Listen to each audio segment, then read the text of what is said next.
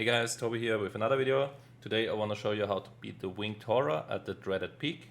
To my setup I used Veil of Chaos, the Bone Shield, Chaos Valley and Heartstrike to have a small heal mid-fight.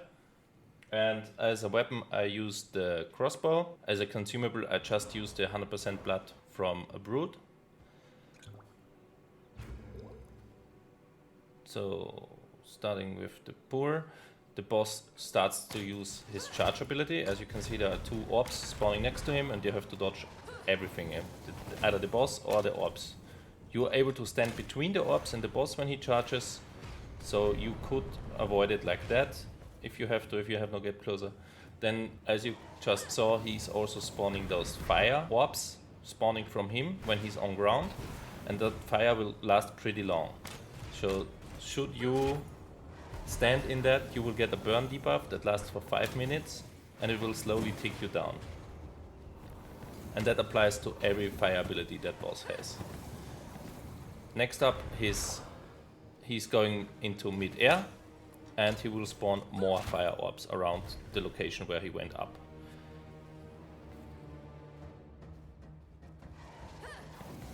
He does the charge again. As you can see, the boss always tries to come into your melee range, or he will go up in the air, either this or that.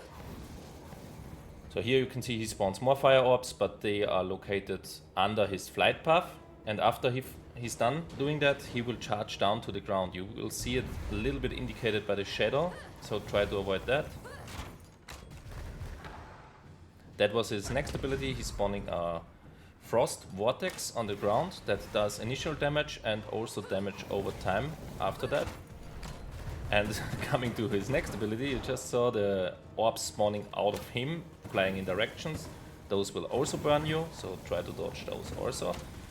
But they have not that long range. Then coming to his other frost abilities, as you just saw, he's spawning those ice lances from him that will shatter into more lances. So all in all, I would say it's always safe to stay a little bit on range to this guy. And I suggest doing it in range. Here he spawns also orbs, but those are a little bit different. He's also creating a pushback while he does that, and it can cancel your dash ability, so be aware of that. Maybe just try to, if you can, but try to dash through it, or you can try to outrange it, because the range is not very far on that. And as you already see, the space is getting more and more limited, and those fires last for a pretty long time. All in all, I think the name of the game is avoid AoE damage for this one. So Bone Shield comes in handy for situations like this.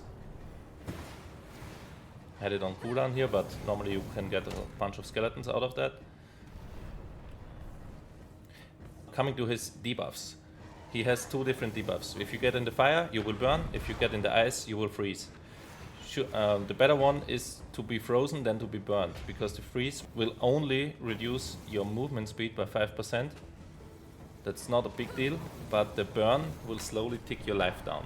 And you can only have one of those debuffs always. So like now you get burned, then try to, if you have enough health, you try to get an ice debuff on yourself, so you at least stop the bleeding. And those 5% movement speed reduction are not that big of a deal, but getting ticked down slowly certainly is. The dot cannot kill you, so you could kill him then on 1% life or on 1 HP, but I would suggest to switch the debuff early on should you get burned, to have more leeway for later. Here I sneaked some heals in, that's also easy possible with this boss. You could also bring consumables like the Blood Rose potion to heal up when he's in the air, since you have a pretty long time for that. But be aware that after attacks like this he will normally charge also down, so get ready to dodge that.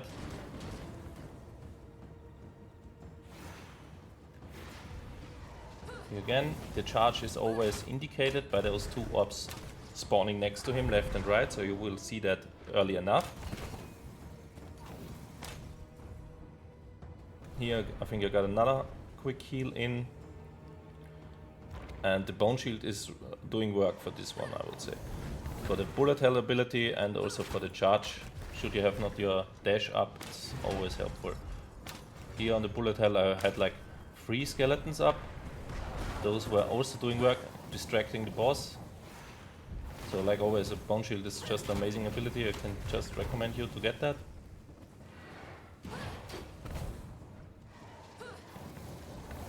Yeah, as always, if you like content like this, please consider like and subscribe. After defeating the boss, you will unlock the Ice Vortex ability yourself. And what that does is you will spawn the same Vortex the boss did before at a location you choose. You will do some frost damage there initially and also apply a damage over time area. As always, thanks for watching and I hope we see each other again.